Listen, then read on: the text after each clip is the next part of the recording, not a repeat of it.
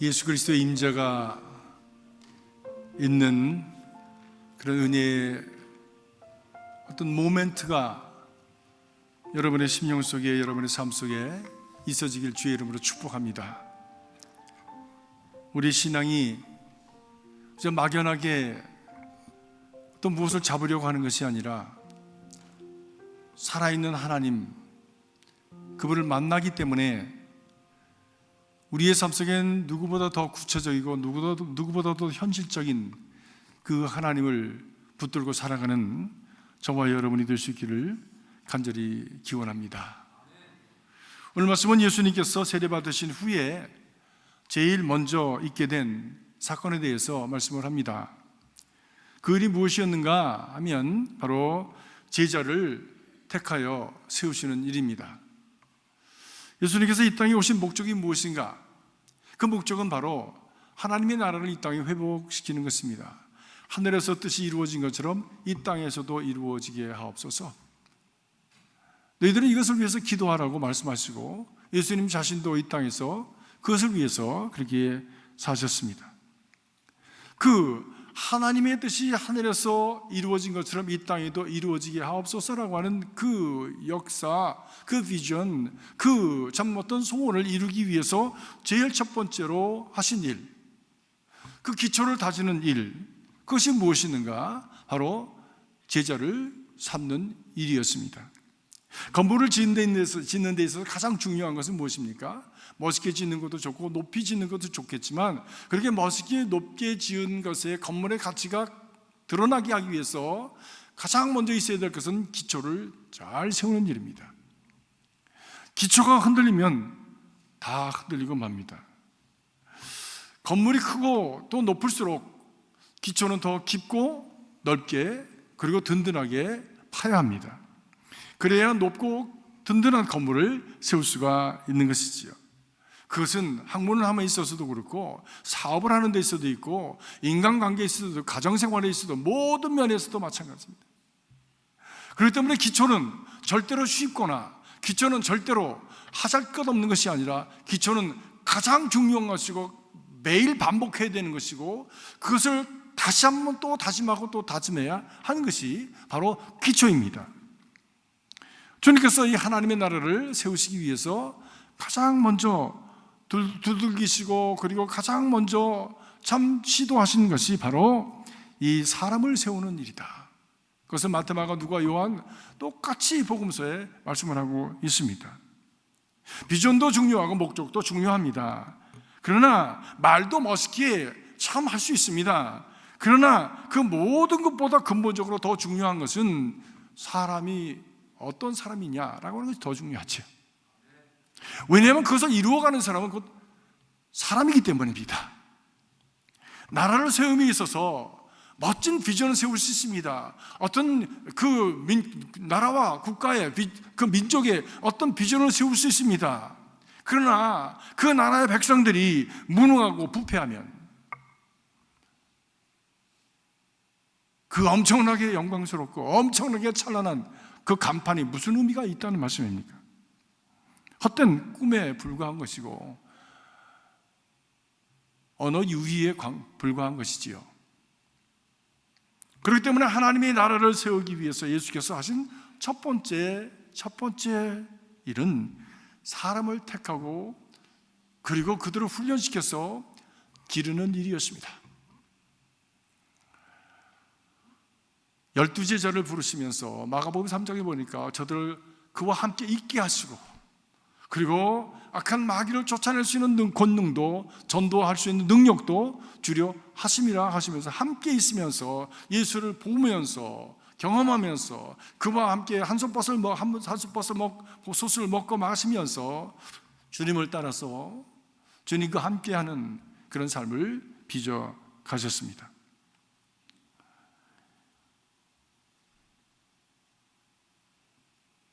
바로 이 사람들이 제자였죠.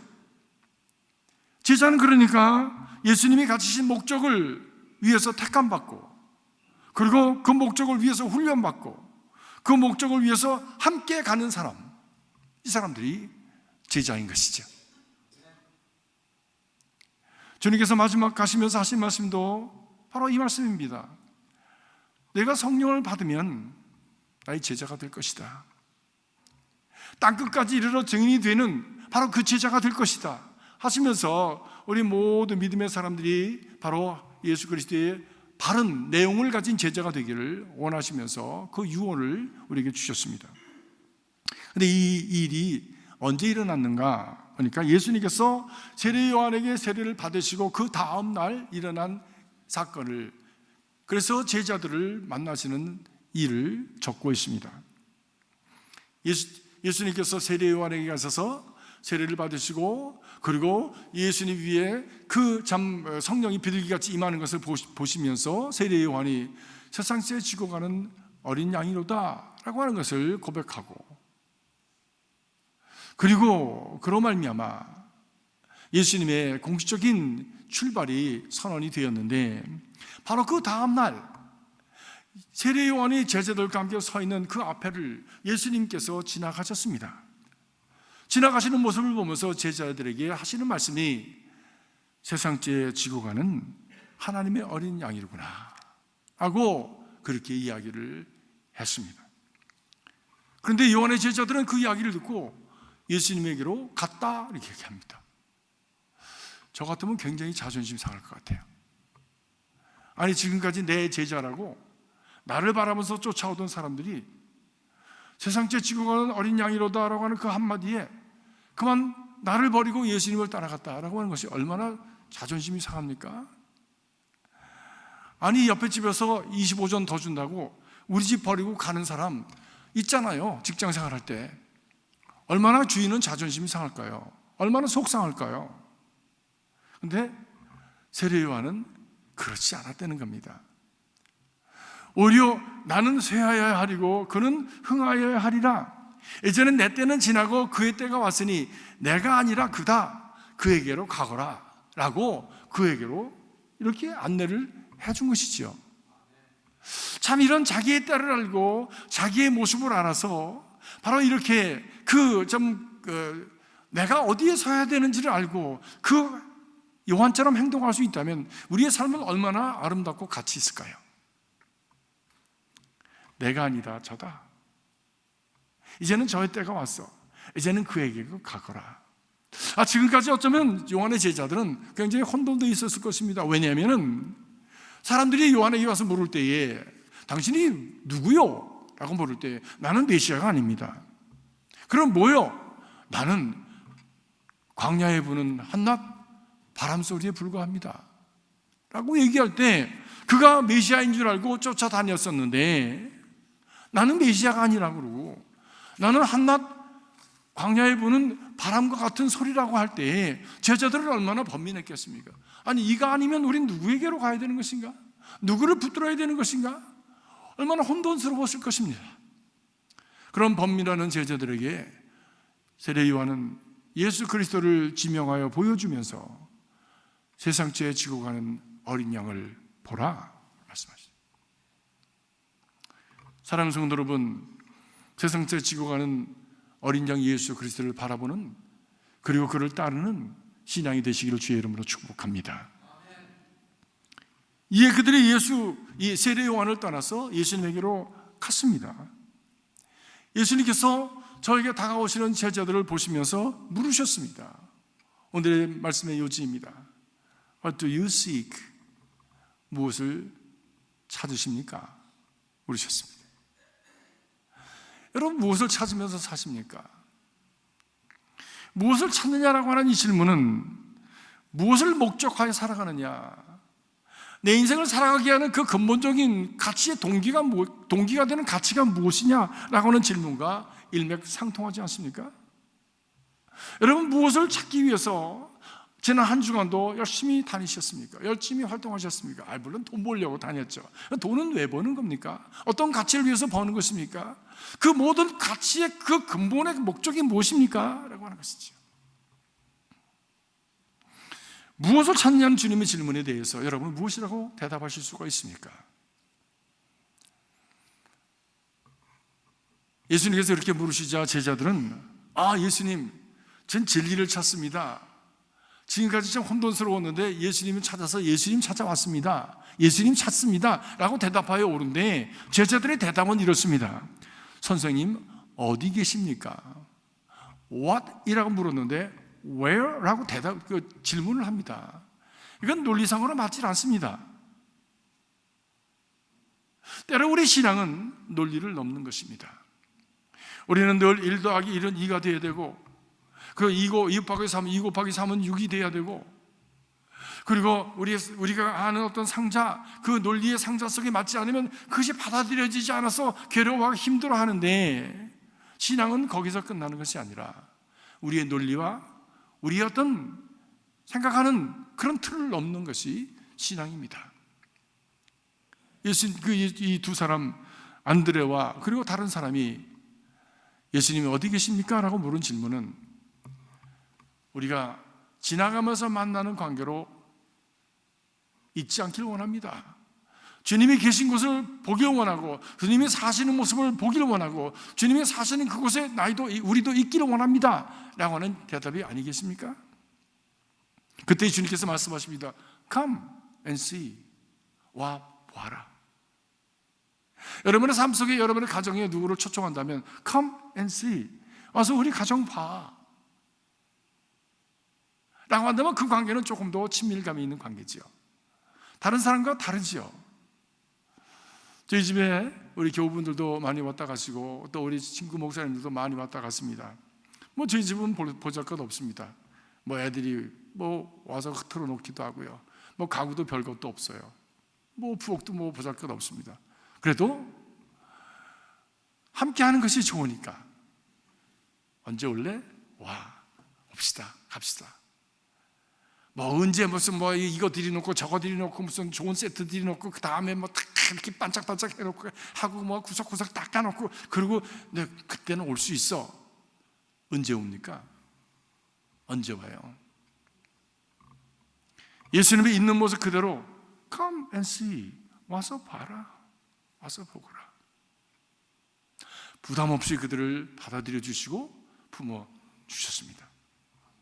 저는 바라기는 여러분들이 여러분의 가정을 활짝활짝 열어주시면 좋겠어요. 그래서 우리 교우들이 가서 여러분의 가정을 축복하고 거기서 예배도 드리고 그리고 거기서 교제도 하고 하면서 여러분의 가정이 바로 그것이 주님께서 임재하시는 그 아름다운 가정, 아름다운 축복의 자리가 되기를 바랍니다.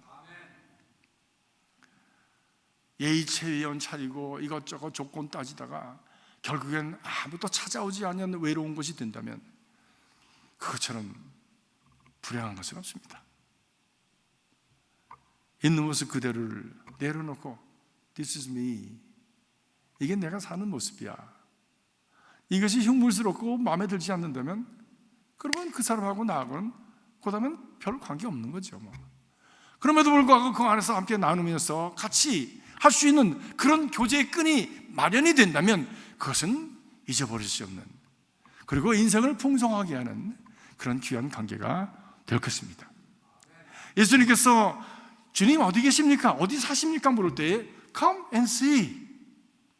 와서 봐라. 와서 봐라. 초청해 주셨습니다. 그날 제자들은 예수님을 만났습니다. 우리는 여기서 제자라고 하는 사람들이 어떤 사람들인가, 어떤 존재인가를 우리가 볼 수가 있습니다. 첫째로 근본적으로 제자라는 사람들은 진리를 찾는 사람들입니다. 참된 진리를 찾는 사람들. 그리고 두 번째로 그 진리와 함께하고자 하는 사람입니다. Come and see 할 때 함께 거기에 가서 그 주님과 함께하는 사람들, 바로 그 사람들이 제자이지요. 그날 제자들은 예수님을 만났습니다. 근데 그 감격이 얼마나 컸던지요, 이 요한복음을 기록한 요한이 하는 말씀이 39절에 보니까 그때가 제 10시경이었더라고 말씀합니다. 이때는 언제냐면 요한복음은 이 성서학자들이 얘기하기를 주후 한 100년경에 쓰였다고 합니다. 예수님을 만난 이 사건은 30세경이에요. 예수님 30세경에 이 제자들이 만나지 않았습니까? 그러면 약 70년이 떨어진 시간인데 그때 이 요한복음을 기록하는 그 시간에도 예수님을 만난 그 시간을 정확하게 기억하고 있는 거예요. 얼마나 감격스러웠는지. 여러분의 인생의 중요한 모멘트를 여러분 잊어버리지 않지 않습니까? 저도 미국에 온 날 그 시간을 잊어버리지 않습니다. 미국에 와서 처음 살은 그곳, 평생에 처음 와서 미국에서 아파트를 얻어서 살은 그 집 주소 잊어버리지 않습니다. 지금까지도. 저는 1974년 3월 8일 날 하와이를 통해서 미국에 왔습니다. 그곳에서, 근데 그건 내가 기억하고 싶어서 기억하는 게 아니야. 그냥 저절로 그냥 입력이 되져가지고 절대로 잊어버리지 않아요. 애리조나의 그 피닉스에 살았는데 6404 클라운드 애버뉴 피닉스 애리조나 안 잊어버려. 그 후로 딴 주소는 다 잊어버렸어. 지난번에 제가 섬기던 그리스도교회 주소도 잊어버렸어. 전화번호도 다 잊어버렸어. 근데 그 주소는 안 잊어버리는 거예요. 제가 소셜 세큐리티 넘버, 그 다음에 그 뭡니까? 우리 운전면허증 넘버 다 외우고 다닙니다. 안 잊어버려요. 너무 중요하니까. N9949996. 제 운전면허 번호입니다. 안 잊어버립니다. 소셜 세큐리티 넘버는 제가 알려드릴 수가 없잖아요. 안 잊어버려. 남자들은요, 군대 갔던 군번이라 그러나? 군번은 안 잊어버립니다.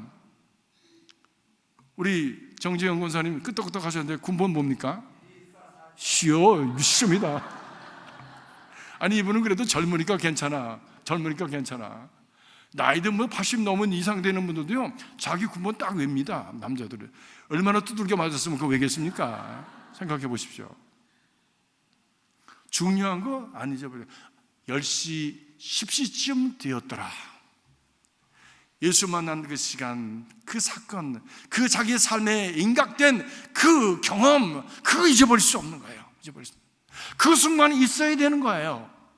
예수 만나는 그 순간이 있어야 되는 거예요. 그래야 우리는 예수 따르는 제자로서의 흔들리지 않고 그 길을 갈 수가 있는 것입니다. 또 얼마나 감격을 했는지 시간만 기억한 것이 아니라 얼른 자기 형에게 뛰어가가지고, 형, 우리가 찾던 메시아를 우리가 만났어 라고 물을 때 아마 어쩌면 베드로는 어디서, 누가, 왜? 라고 물었을지도 모르죠. 그때 안드레가 이야기합니다. Come and see. 와서 보세요. 그걸 어떻게 말로 다 설명합니까? 와서 보세요. 예수님께서 그들을 초청하신 것처럼 안드레도 똑같이 그렇게 초청을 합니다. 우리는 여기서 세 번째 그 제자의 특성을 볼 수가 있습니다. 그것은 무엇입니까? 그것은 바로 제자라고 하는 존재는 자기가 경험한 진리를 전하는 사람들입니다. 나누는 사람들입니다. 선생님에게 배운, 스승에게 배운 것을 우리가 나누지 못한다면, 표현하지 못한다면, 그것은 마치 평생을 피아노 레슨을 받고서도 한 번도 리사이트를 못하는 사람과 똑같겠죠.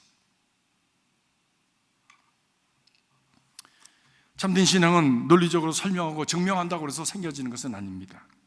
예수 그리스도가 내 개인의 삶에 만나지고 체험되어질 때에 내 안에서 스스로 자라나 올라오게 되어지는 것이 참 신앙입니다.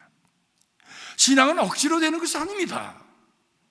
그것은 이 안에서 자발적으로 자라 올라오는 것이에요. 그때 그분의 말씀이 한낱 지나가는 지식이 아니라, 한낱 명구가 아니라 삶을 변화시키는 현재적인 영향력으로 내게 역사하기 시작하는 것입니다. 그것은 삶으로 드러나게 되는 것입니다. 건강한 사람에게는 건강한 얼굴색이 있고 병약한 사람에게 병약한 얼굴 모습이 생겨지는 것처럼 그것은 자발적으로 안에서 자연적으로 우러나는 것이지 억지로 되는 것은 아니지. 신앙은 본질적으로 그것은 자발적인 것입니다. 억지로 한다면, 무슨 신천지처럼 억지로 하거나 아니면 통일교처럼 억지로 한다면 그것은 참 신앙은 아닙니다. 사랑하는 성도 여러분 안에 주님, 나는 참 죄인입니다. 주님, 나를 구원하여 주셔서 정말 감사합니다. 주님, 어떤 환난과 역경이 온다고 할지, 시험이 온다고 할지라도 나는 주님을 죽기까지 따르겠습니다 라고 하는 이 자발적인 자기의 신앙의 고백, 이거 누가 억지로 시켜서 되는 겁니까? 아닙니다.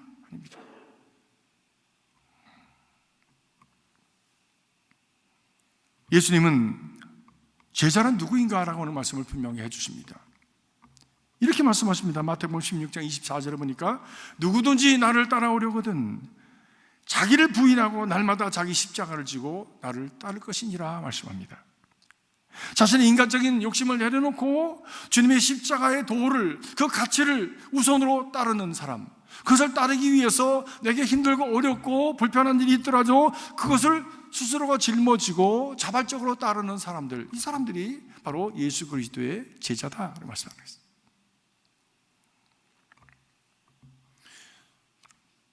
그렇기 때문에 제자됨이라고 하는 것은 어디 먼 곳에서 어떤 훈련을 통해서 그 후에나 졸업을 해야 이루어지는 것이 아니라 매일의 삶 속에서, 생활 속에서 드러나야 될 우리의 삶의 덕목이다. 덕목이다. 뉴욕의 한 택시 기자가 경험한 이야기입니다.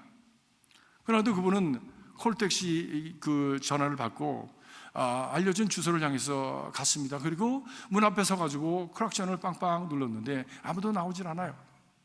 그래서 또 빵빵 눌렀습니다. 그런데도 안 나와요. 그래서 돌아갈까? 왜?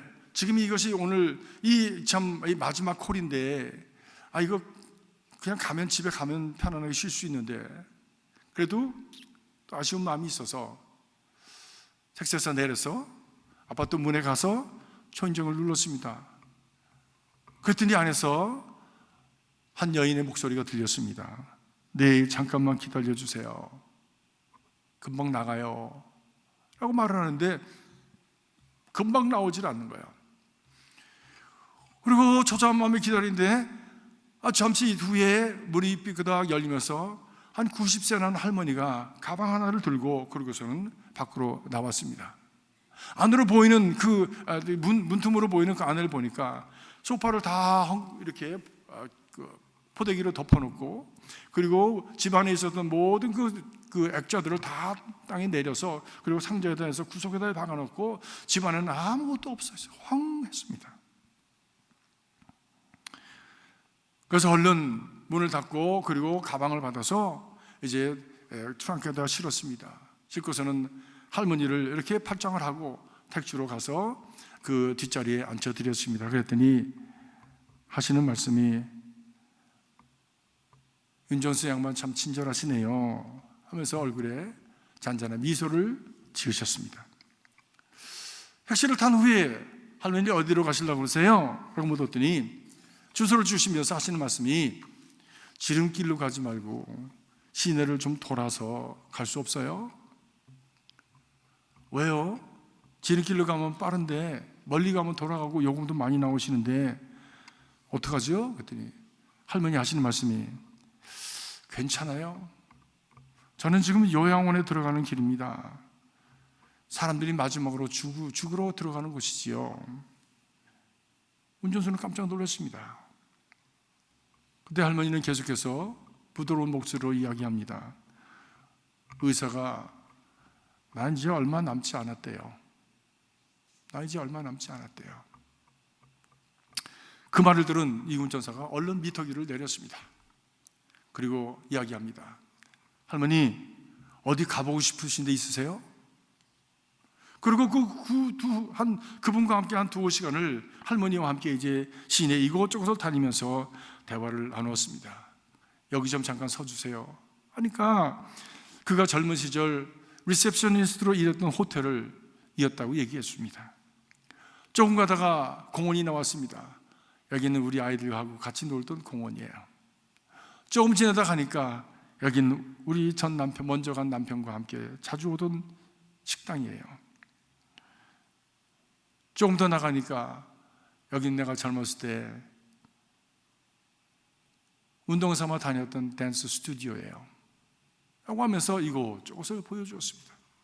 그리고 어느 골목에 이르자 그 할머니는 좀 천천히 가달라고 하시면서 창문 밖을 물끄러미 바라보았습니다. 그렇게 한참을 돌아다닌 후에 할머니가, 이젠 피곤하네요. 요양원으로 가주세요.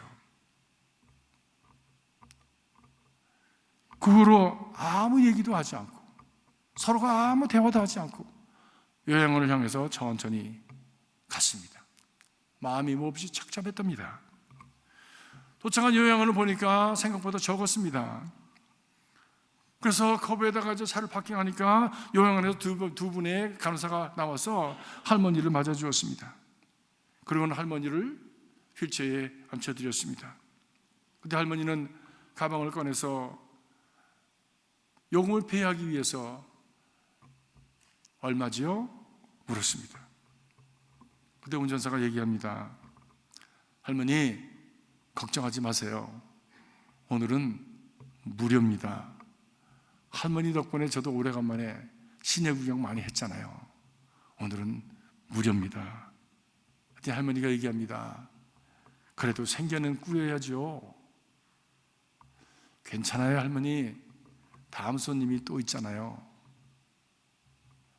그리고서는 눈물이 나서 그 할머니를 가서 꼭 안아드렸답니다.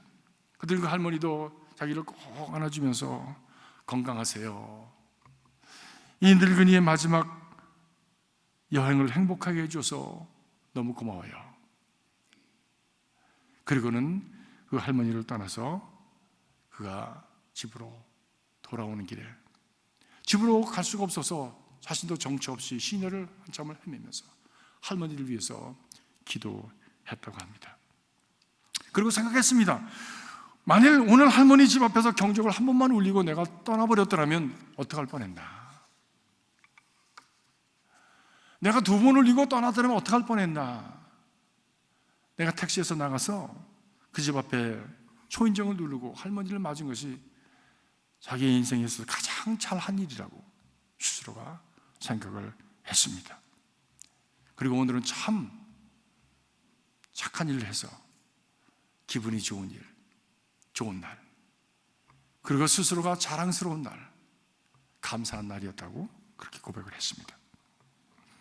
우리 정신없이 살아가는 그 삶 속에서 우리 종종 자기에게 빠져서 크고 화려한 것, 멀리 있는 것, 저기 있는 것, 거기에 무엇이 엄청난 것이 있는 것처럼 여기면서 달려가느라고 지금 오늘 여기에 있는 것을 잊어버리고 살아갈 때가 얼마나 많은지 모릅니다. 더 빨리, 더 많이, 더 크게, 더 멀리 가서 거기에서 뭔가 행복이 거기 있는 것처럼 우리는 거기를 향해서 달려가고자 하지 않습니까? 아닙니다. 우리는 이미 충분히 행복합니다. 그러나 우리는 누구의 말대로 행운을 따라서, 행운을 찾아서 살아가려고, 대박을 찾아서 살아가려고 애쓰고 있는지 모르겠어요. 우리에게 그만 놓치고 있는 많은 것들이, 보석과 같은 것들이 오늘의 삶 속에 여기 있다고 하는 말씀입니다. 사랑하는 성도 여러분, 눈을 들어서 여러분의 주변을 바라보시기 바랍니다. 그리고 정말 우리를 가치 있게 하고 행복하게 하고 우리의 삶을 의미 있게 하고 존귀하게 하는 바로 그것을 오늘의 삶 속에서 그것을 보석처럼 건져 올릴 수 있는 저와 여러분이 되시길 주의 이름으로 축복합니다. 우리는 그 보석들을 찾아가야 됩니다. 우리는 그 가치 있는 모멘트들을 찾아가야 됩니다. 그것들이 모여서 우리의 삶 속에, 그 모멘트들이 모여서 우리의 삶 속에 무브먼트가 되어지고, 그리고 참 가치 있는 존재로서 인생이 되어지는 것이지요. 제자됨이란 무엇입니까? 오늘의 삶 속에서 내가 만난 예수의 가치를 드러내면서 증거하면서 살아가는 사람들, 작은 모멘트 속에서도 바로 그 가치를 찾아내는 사람들, 바로 이것이 예수의 제자됨의 의미입니다. 자기를 부인하고 바로 내 생활 속에서 그 가치를 위해서 자기 몫의 십자가, 불편하고 힘들고 어렵고 희생해야 되는 것들을 능히 감당하고 살아가는 사람들, 이 사람들이 참 제자가 되어지는 것입니다. 저와 여러분이 이러한 제자가 날마다 더 성숙한 제자가 되어지기를 원합니다. 우리 교회 안에 이런 제자들이 많이 생겨지기를 주님의 이름으로 축복합니다. 기도하겠습니다.